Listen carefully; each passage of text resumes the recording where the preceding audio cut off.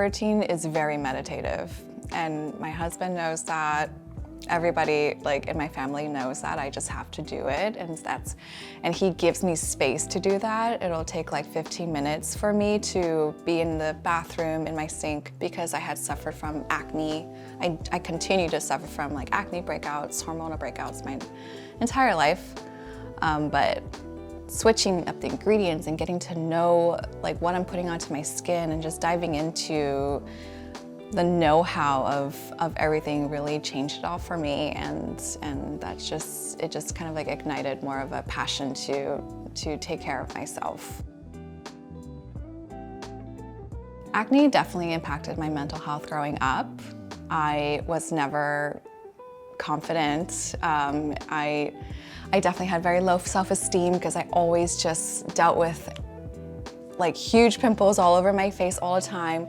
My mother was not very helpful with that. She always like said, you know, maybe it was just because I was staying up late, or it just wasn't really, she wasn't giving like helpful recommendations, and she would always say, you know, she had clear skin, so why didn't I have clear skin? I didn't know how to take care of myself, and so it was like it was a thing of shame, but I'm definitely at a great place with it, where I feel happy and I feel really, I do feel confident in my skin, even though I have breakouts and I have scars, and for the first time in my life, like, you know, these few years, I feel so comfortable to just share that with like the followers I have. It's kind of scary, but actually, you know, it's very freeing, and I feel okay with it and I'm at peace.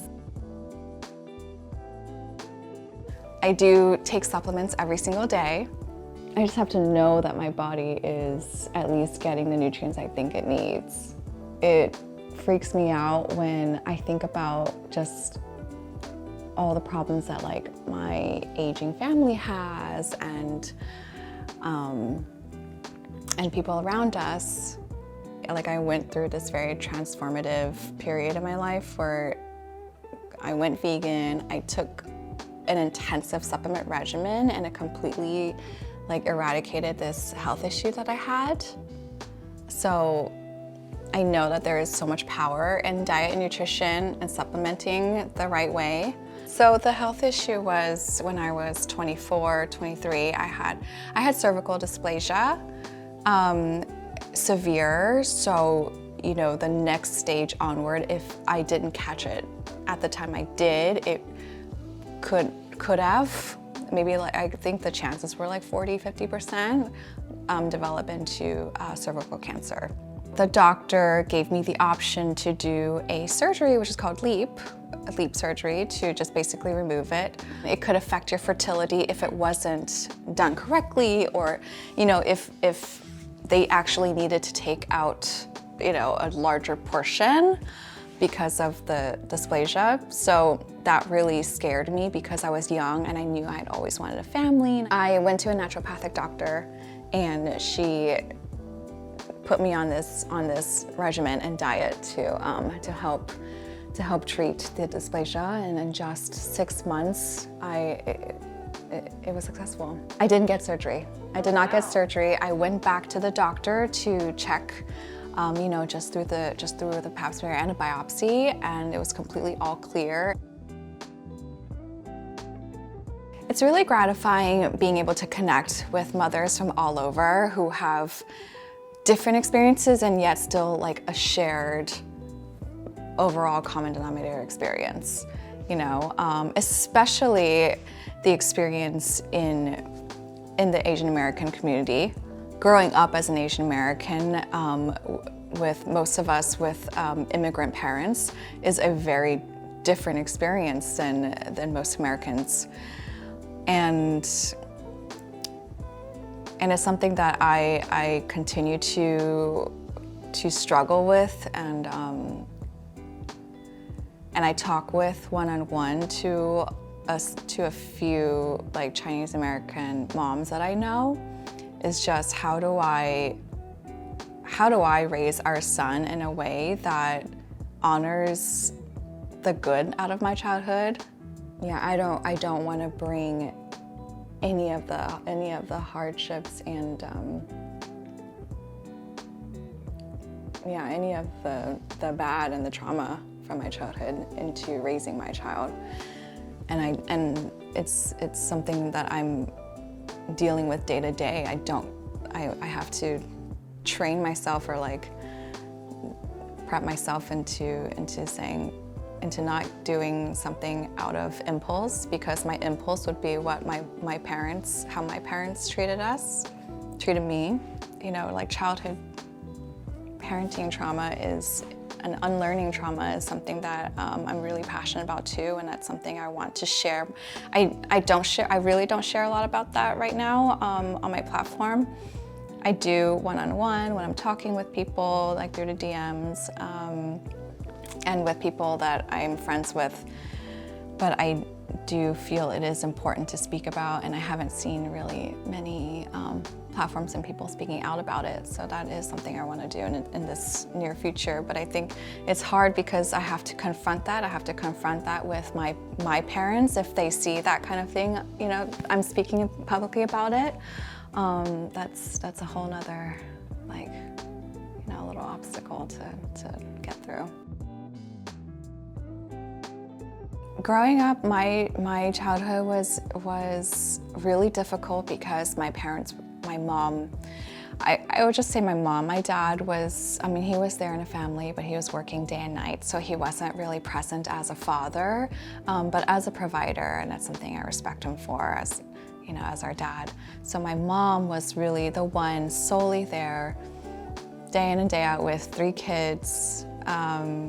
Each of us so spaced apart. Like I'm 14 years old, my sister is 7, and then my youngest brother is 1. So I understand looking back. I mean, when you grow up and you're in your 20s, you can look back onto so much of how your childhood, what your parents must have gone through, like raising you. And so I understand now, especially having a 3.5-year-old, how overwhelming that is. To essentially do that somewhat as a single parent, you know, managing your children's schools and schedules and all of that, without emotional support from her partner. So she was very strict with me, especially me as the eldest. It was very hard for me to hang out with friends, it was hard for me to maintain friendships, because a lot of that has to do with, you know, spending time outside of school and talking and doing things, even just going to each other's houses, doing homework together, doing projects together after school, things like that. Because she just wouldn't let me out of the house. I would have to be home doing homework, doing chores, whatever it is, and also probably just under her guidance, you know, at home.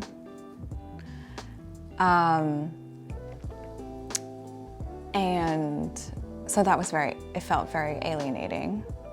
So I suffered through a lot of like physical abuse, a lot of verbal and emotional abuse, and a lot of shame. I mean, growing up, even through all of, you know, what I did as rebellious and whatever, I still maintained a 4.6 GPA. I did well on my SATs. I got into my dream college, UC Berkeley. And, you know, I thought about this yesterday too. I don't know what, it just, like little moments come back to me where something like getting my acceptance letter to UC Berkeley, I remember telling my mother that I got accepted, and her response was like, oh, cool, oh, good. You know, it was very demoralizing. You know, I felt like I spent 18 or 17 years under her rule and like trying to be like the best while trying to also just be a human teenage girl, and still succeed at all of that in a sense, but, you know, not be enough. So that's the trauma that I carry, is just not being enough. And I don't want any I don't want my child to experience a single fleeting moment or a fleeting thought of that coming from his family, especially his parents.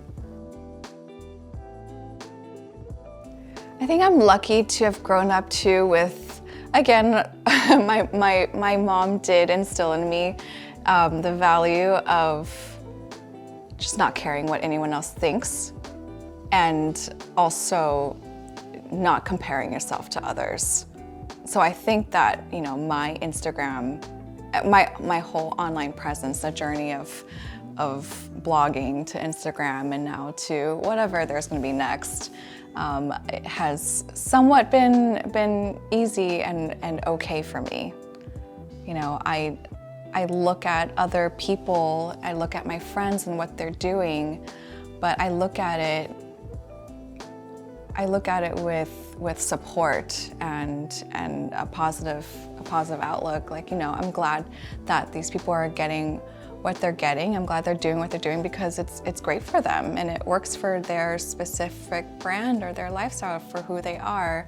And I just know that if I keep doing what I'm doing, I'm gonna get the work that is meant for me, and that's totally okay. Being able to connect with people is one of, like, I feel the greatest joys of social media, for sure. So I look at it every single day as a very positive experience.